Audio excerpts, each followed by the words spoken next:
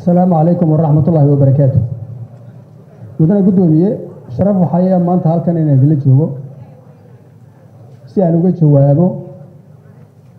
سؤاله لنا سوي بيه يا ما فرها بدن له أنصل يا بارتون الحين أنا اللي كانوا جت جواب كنت واحد تهوى حوي لبا مرك الله يسكتره يلا بقى أفروي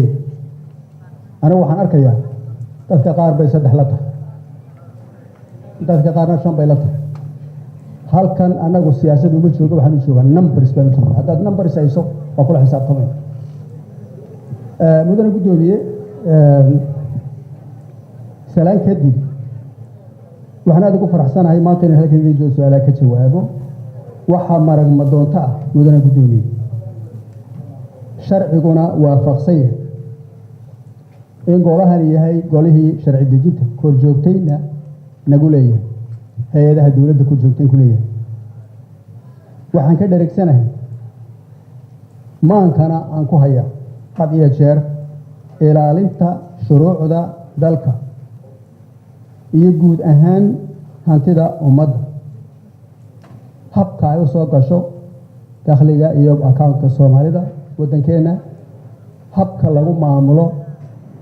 iyo habka loo isticmaalo intaasiba inay shuruucda waddankan raacsan yihiin taas waan ka dhareegsanahay mudane guddoomiye waxaa jirta maalin dhaweyd sidaas halkan lagu sheegay in warqad la soo gudbiyey warqad anigu aanu qaadatay inay tahay dhaleeco ummadeed dhaleeco oo dhabarka ka jebinaysa ummaddan soomaaliyeed oo xabaashii laga soo saaray doonaysa inay ku sii hayso xabaashii laga soo saaray inay ku sii hayso doonaysa dadaal weyn baa la soo galay guddoomiye dadaal weyn baa la soo galay guddoomiye waxaa loo soo galay dadaalkaa weyn inaan gaarajka halkan aan ku jirro ka baxno gaarajka halkan aan ku jiro waa gaarash wey gawaarida la dhigi jira halkan ayaa dadaal weyn loo soo galay waxaa dadaal weyn loo soo galay in aan isku filaasho gaadhno inaan askarteenna lacagteeda bixinno inaan shaqaalaha lacagtooda bixinno ayaa halkan ayaa dadaal weyn loo soo galay waxaa dadaal weyn loo soo galay inaan adduunyada la falgalno oo la tis qaadno oo la soconno waxaa dadaal weyn loo soo galay mudane guddoomiye lacagaha faraha badan ee linagu leeyahay eyna madax jebiyey ee adduunyadii inaga reebay sidii laynooga dheefilayn habkeeda gallo ayaa dadaal loo soo galay mudane guddoomiye systemka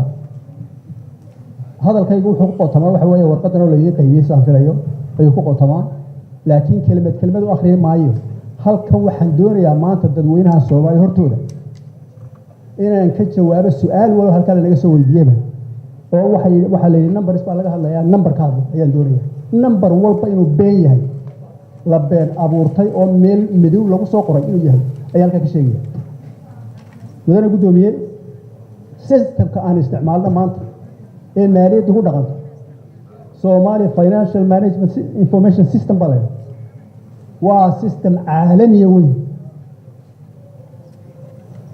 because meesha aan ku joogo dariiq aan ku taaganahay aan ku joogo ee adduunyada aan kala soconno maalin walba adduunka dad IMF tu dhinaca kale iyana ka joogto habeen walba waxa la soo xereeyo waa nala ogyihiin leanna benchmarks waa caynkaas haddaad doonaysaan inaa halkaa iyo halkaa gaadhaan haddaad doonaysaan adduunyada la tis qaadaan waxaa sameeya 24 shuruudood baa lanagu xidhay inaan sida adduunyada u tallaabsanno soomaaliyeed sida adduunyada inaan u tallaabsanno wan tallaabo haddaad miskarayso eeg nimankii inay xisaabta ka hadlayeen nimanka IMF-ta xaalkooda waxa weeye 90% ma leh 80% iyo BE plus ma leh waxa weeye 100% or zero ay hubina in la kala saari karo taa 100% or zero intaba inaan ka soo baxnay oo 18 benchmark gudbinay oo la noo qiray inay Soomaaliya cadaabtii iyo waxay ku jirta ka soo baxayso markhaati waxa ka ah reportka IMF-ka qolada odayaasha warqadda soo qortay inay taa eegaan bay ahayd waxa IMF iyo World Bank iyo EU iyo everybody leeyihiin inay eegaan bay ahayd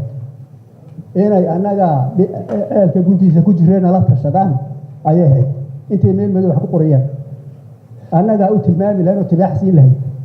annaga nambarada siin lahayn intay mala awaal iyo arrimaha suuqa u yaala soo qorayaan annaga siin lahayn now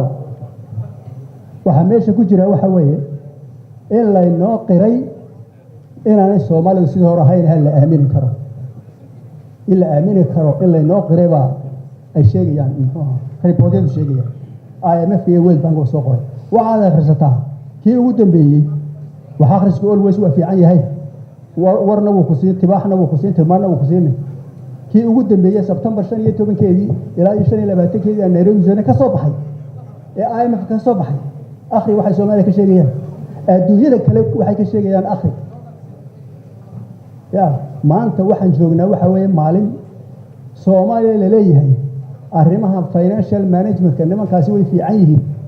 daahfuraanta way fiican yihiin waxaan doonaynaa inaan ugu yeedho shirarka ugu yeedhno ka hadlaan laana meel bay ka soo kaceen meel fiican maraya waraaqaha noocaas oo kale inaad akhridaan qoladii soo qortay ayaa horta fiicnay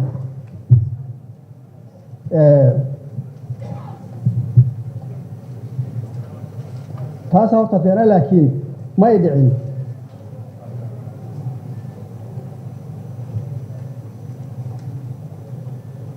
marka waxaan leeyahay waxa weeye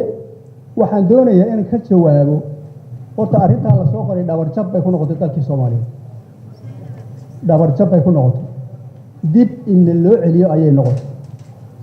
waxa ay noqotay waxaan la filayn oo lagu soo gooday bay noqotay waxaan se anagu leeyahay waxa weeye hore in loo socdo ayay tahay su'aalaha ayaan u gelayaa page-ka dambe ku yaala oo kow aanu soo kala maadaama dadka meesha ka hadlay ay ka hadleen numbers baa la doonaya su'aasha koobaad ee ballaaran ee number 1 ku qoran tahay saddex arrimood bay u qaybsantaa mid waxa weeye dhaqaalihii ka soo ururiyay dadka shaqaalaha ayaa hoos u dhacay nuxurkan ka soo qaadanaya midna waxa weeye imaaraadka lacag ka imanaysa baan jirin maxaa ku dhacay midna waxa weeye lacagtii Sacuudiga page-kaas intuba ku yaala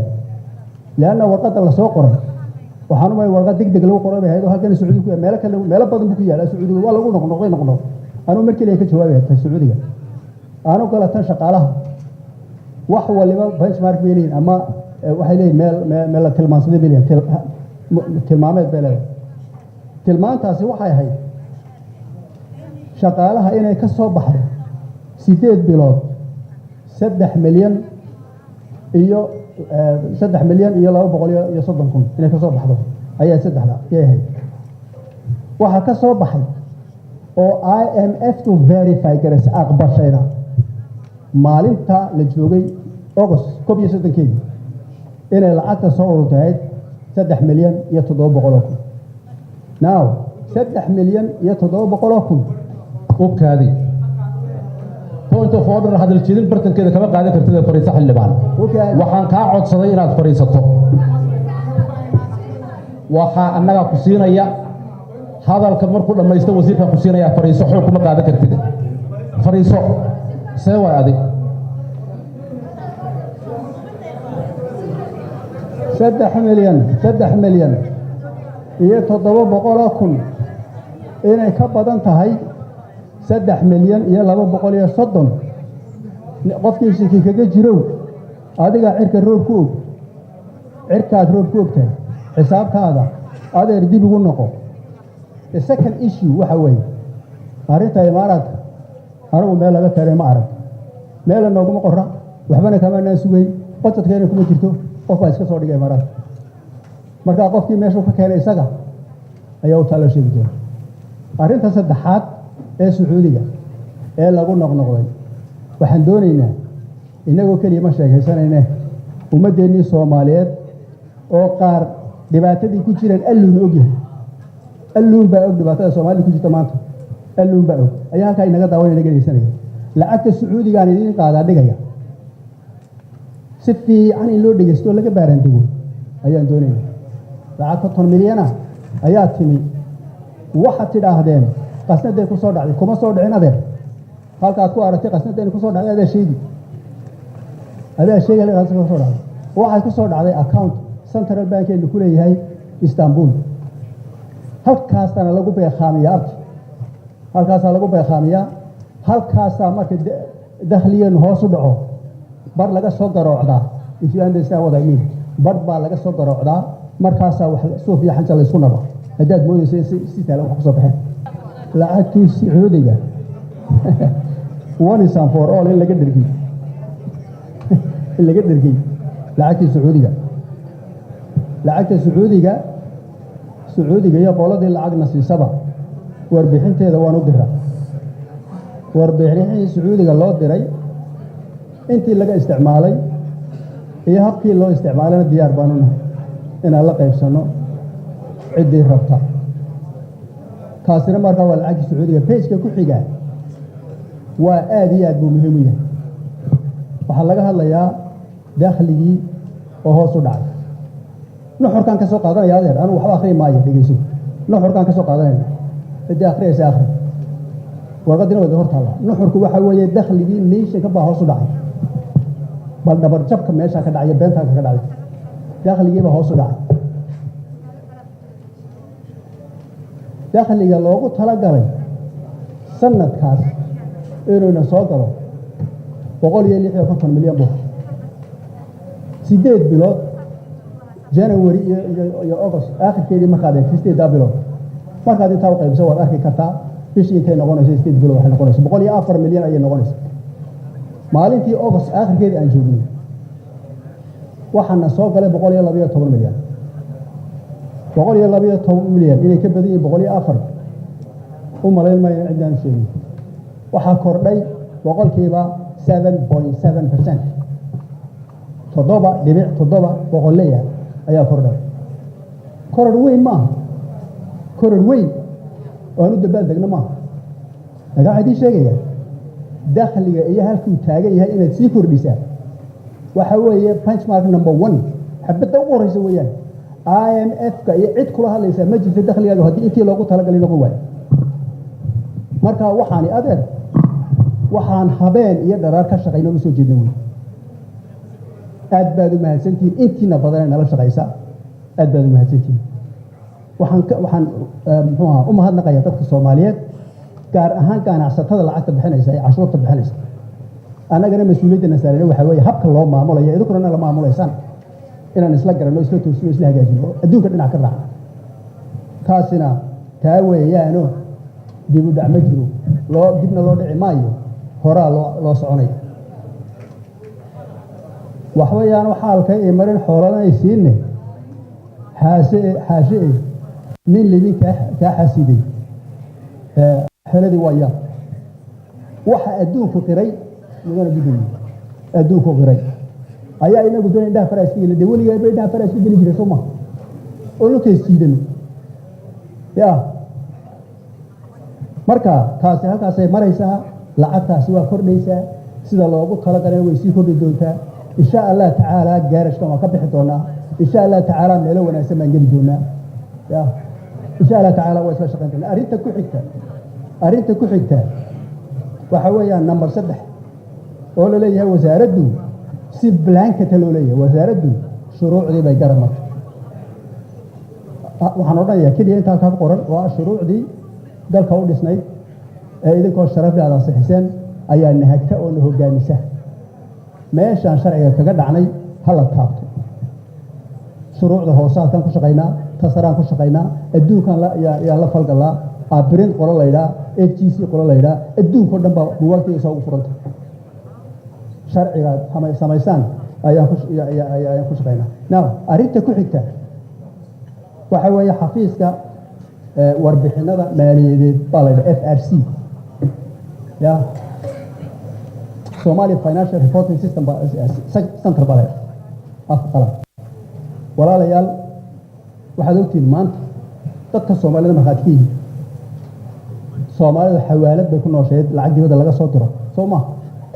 2 bilyan iyo badh ayaa soo gala waddankan ma jiraan anigu odhanaya isleeyahay aqal Soomaaliyeed oo dab ka shidmo oo aan qof meel joogo khayr qaba aanu lacag u soo dirin xawaalad system baan isticmaalaa waxaad ogtiin xawaaladihii in gobolku u dhacayo waxaad ogtiin in layna yidhi baan idin lacagta idin xawilayaan ma jiro adduunka oo dhan waa la socotaan qof waliba qof ku xidhay arrintaasi waxay noqonaysaa national disaster ya سمعت هلا قاعد شوف حد الو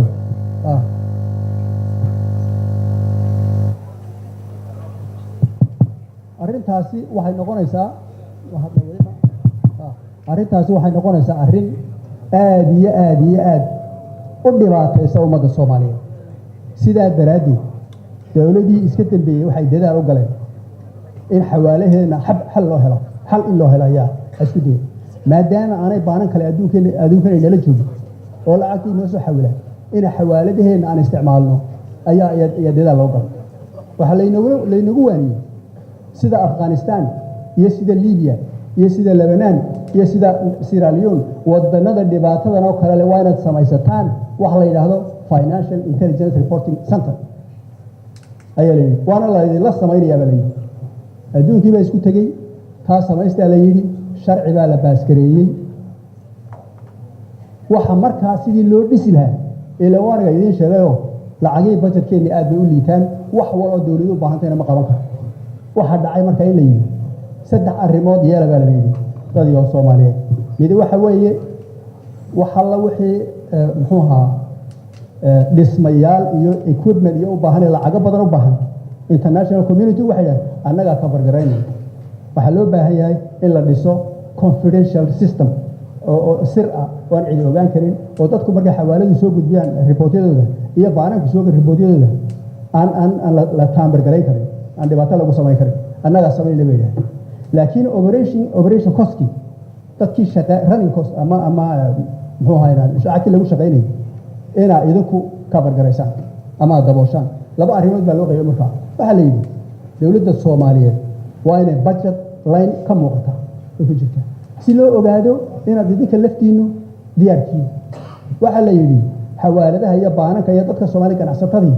si loo ogaado inay iyaguna diyaar yihiin in arrinta la dhiso iyaguna qayb ka qaataan ayaa la yidhi arrintaasi la soo qaaday oo in badan annagu budgetkayga wax kaga daro 140 baa ka soo ururay 140 kaasi adeer way isxilqaan imika wadnaa isxilqaan qof Soomaaliyeed lacag bixiyay oo siiyay hay'ad Soomaaliyeed oo la dhisayo anigu qofkii wax ka doono really anigu waxa u jeedo ma garan xisaabtuna waa cadaan weeye halkii loo baahnaa bay soo gashay halkii loo baahnaa baa laga isticmaalay report qofkii doonayona waadna weydiin lahayd kaliya xiiqan iyo dhibaatada laga dhaaflay Soomaa waadna weydiin waan ku soo cidii doonaysa reportka waan ku soo FRC-na iyadna halkaas ay ku dhamaatay sheekadu way dheer tahay meel laga bedelay wax laga bedelay nuxurku waxa weeye lacagta dad Soomaaliyeed baa bixiyay oo aanan doonayn magacyadu halkan laga sheego ayaa bixiyay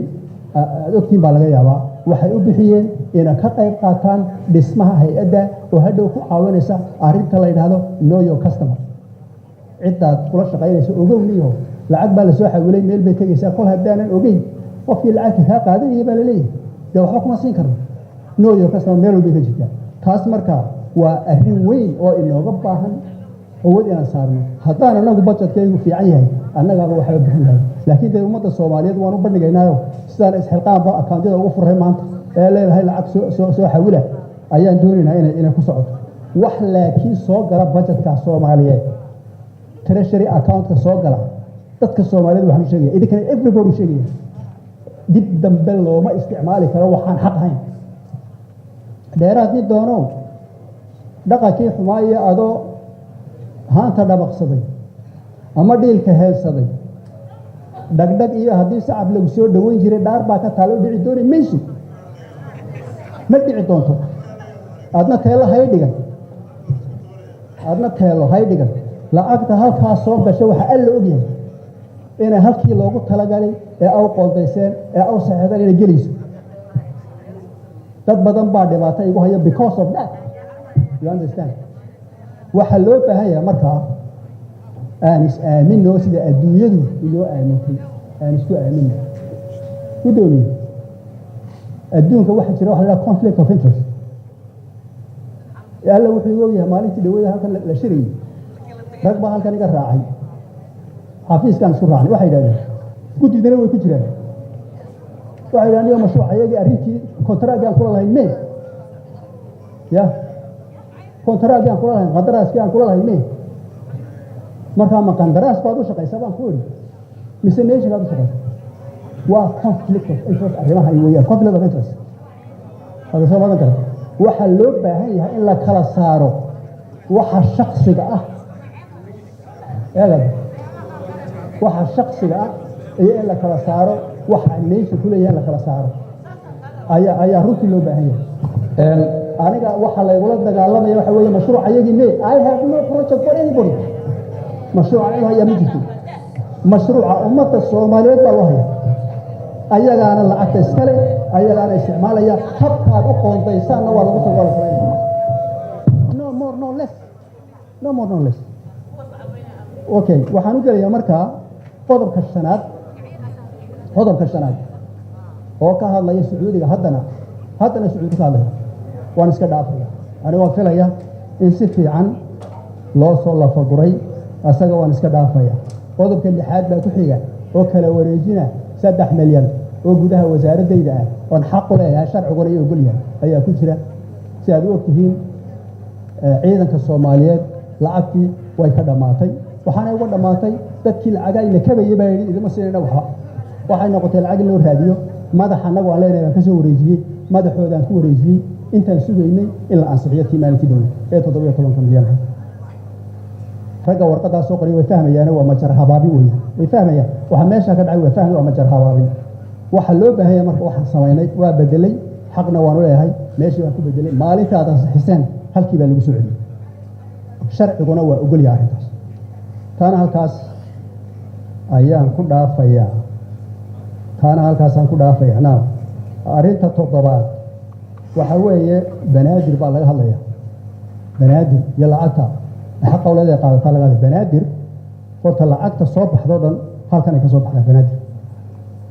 waxa dalkani ku nool yahay ee federaalkan ka sheegayna maaliyadeedu kortan bay ka soo baxdaa 15% ayay dekada ku leeyihiin 15% direct baa loo wareejiyaa gudoomiye ku-xigeenka weyna la joogaa banka intaas taas anaga noogu dambaysa lacagteedu sida annaan weli xisaab ula gelin gobolada kale ayaa iyaguna xisaabtoodu halkaa ku dhacda iyagaa isticmaala gogoyn iyo jajabin iyo operation waxaasina waxa anaga imika na dul saaran ma aha weli meynaan gaarin waxaan soo wadna hadii ilaahay oo dadkuna nagu caawisaan in maaliyadda dalka la mideeyo oo dal keliya nahay budget keliya halkan la idinku keeno dhowr jeerna waa ka shiray anagu haddaan wasaaradda maaliyadda anagu waan sheegareeyo waan ku soconnaa arrinta ayada intaa la mideeyaan ku soconnaa in cashuuraha la mideeyaan ku soconnaa in qawaaniinta hagta maaliyadda maamulkeeda in la mideeyaan ku soconnaa halkaa laakiin weli maynaan gaarin marka taasina waxa taa weheliye waxa weeye 15 waxa weliya lacagta RCRF kale lahaa ee weel baan ku keeno oo marka mushaharka aanu bixino reimbursement loogu sameeyo dib loogu soo celiyo lacagtii aan mushaharka sida qaadkay loo soo celiyo lacagtaana bar bay ku leeyihiin hadaa aragtay wax zaaidaho ay qaadatay gobolka Banaadir waxa weeye intaas weeyaan 4.7 sida warqada ku qoran percent lacagta la soo celiyo ee aan siyaabka la yiraahdo ayay taasina tahay page ku xiga waa weeye 15 kaas ku hadlaya waxaan ku soo gunaanadaya arrinta ugu dambaysan ku soo gunaanadaya raalli ahaada waxaan u maleynayaa wax walba inaan ka bargariyo haddaan ka bargarayn waa ku soo noqon doonaa laakiin waan ka bargariyaan filaya waan daboolay hadda now arrinta ugu dambaysa aad u quruxda badan in la fahmo loo baahan yahay waxa weeye ahmiyadii budgetku lahaa lama raacin ayaa meesha lagu soo qoray ahmiyadda budgetku leeyahay lama raacin now haddaa iga ogolaataan mar iyo mar kale aan yeeri doonaa oo iyadana way haysaa warqadda iyadaana lacagaha bixisa habkii exactly aad u qorteen ee committee uu qoray iyada u gudbiyay ayaa raacna habkaasi waxa weeye awlawiyaadkeedu waxa weeye raashinka iyo gunayaasha ciidanka number 1 saasuuna markii hore number 1 halkan ka gudubneen intaan taanaan bixin mid kala bixinay ciddii sheegaysa iyadaa sheegi macnuhu waxa weye haddaad lacag kugu filan haysato intaba waad baxay haddaad lacag kugu filan haysato inta waad baxay laakiin markay lacagtu yaraato awlawiya number one awal awlawiya waxa weeye in la bixiyo raashinka iyo gunooyinka ciidanka waxa ku xiga mushaharka iyo gunooyinka shaqaalaha rayidka number two saddexaad waxa weeye gunooyinka xildhibaanada iyo golaha wasiirada ka ugu dambeeyana waa adeegyada now su'aal kale jirta oo meel ku xadfanayd oo la lahaa adeegyadii lama bixin dee awlawiyaadkii waa saas $2 haddaad hesho $4 lagaga baahan yahay inta horaad bixinta dambana la heli maayo saasay arrintu ay iska tahay now lacagahan la bixiyey ee la siiyey ayaa halkan idinku soo koobaya 8 bilood ee laga hadlayay ee idinku soo koobaya halkan awlawiyaad ugu horeysa ee raashinka iyo ciidanka 22 milyan iyo 300 kun ayaa la bixiyey mushaharka iyo gunooyinka ciidamada shaqaalaha waxaa la bixiyey 7 milyan dhibic 3 ayaa la bixiyey ka saddexaad agabka iyo adeegyada xafiisyada waxaa la bixiyey 7 dhibic 4 milyan ayaa la bixiyey marka la eego intaa marka la isku geeyo 100% waa boqolkiiba waa boqol wey intaa markaa isku geeyso lacagta soo gashay oo ahayd 147 intaasay ku jaan go'anta wax kale oo zaa'ida oo soo haray ma jiro waxaan dib ugu noqonayaa oo aan doonayaa inaan waxoogaa ku labo intaanan ka bixin gudoomiye raalli adigoo waxaan dib ugu noqonayaa arrinta lacagta sacuudiga iyo wixii kale meelo kale laga soo geli jirayba annaga waxaan door bidnay in la beekhaamiyo waxa loo beekhaaminaya waxa weeye awlawiyaadkeena inaan ka fargarayn inaan dabooli karno mushaharka dadka iyo ciidamada iyo cuntadooda in la ka fargarayn marka mar walba waxaan eegaynaa waxa meesha ku jira bishan soo gala haddaan ku dhaafi karo waa ku dhaafina haddaan ku dhaafi karin in yar baan ka soo garaacana waxaa ogtihiin waxa weeye haddaanaydaan ogeyn imika idiin sheegay waddankeennan maanta oo aan wax walba iska xidhnay oo inaan dad cusub qoran oo aynaan waxba kordhin oo aan dadkii mushaariga kordhin 20 milyan meelahaas baa inagu filan 20 milyan perhaps 20 milyan ayaa nagu filan lacagtayna soo gashay meelaha inaga soo gashay markaad isku wada geegeyso hadday ugu badato 15 milyan weeyaan 6 milyan waan meel ka keenna Soomaaliya 6 milyan meel ka keenno ayay tahay marka taa daraadii iyo in la tashiiliyo baahida loo qabo ayaan doonaynaa in lacagtaas aan meeshaas ku haysano now waxaan ku soo gunaanadayaa gudoomiye adduunyadu waxay tidhi Soomaaliya way soo fiicnaanaysaa laakiin mar wal oo warqadaas oo kala soo baxdaba damage weyn bay dalka u geysanaysaa mar wal warqadaas soo baxda adeero waraaqahan ka fiirsanay dalka ma duminayna ayaynan dalka duminayn dalkani xabaal buu ku jira xabaashi buu ka soo baxaya ilmaada reeyal waxa laga baahan yahay inaan ka xishoono waxyaalaha qaarkood inaan ka xishoono ayaa loo baahan yahay now arrintan aniga waxay leedahay waa arrin siyaasadaysan waana dhabarjab weyn ayay dalkan ku tahay waxaana weeye conflict of interest dad kontaragya meel ka haysta kontaragya ama negotiation laga galay ama laga baxay oo aan ka marsan oo dibetana aniga isku soo qaaday waxa loo baahan yahay marka anigoo aad iyo aad sharaf idin ku haya waxaan ku soo gabageenay waxa weeye arrimaha meesha lagu soo qoray waa mala awaal iyo arrin suuq oo la habeeyey mala awaal iyo arrin suuq iyo ku tiri ku teen la habeeyey oo la isku soo malmalaasay oo la isku soo nabay oo la soo maleegay oo dibetana internetka la geliyey adduunka kale maxkamadda la iskeen la soo mugay tanoo kale adduunyada kale I can tell you maxkamadda la iskeen la dalhin maxkamad ma leh qabiil maxkamadda way soo martay okay assalamu alaykum wa rahmatullahi wa barakatuh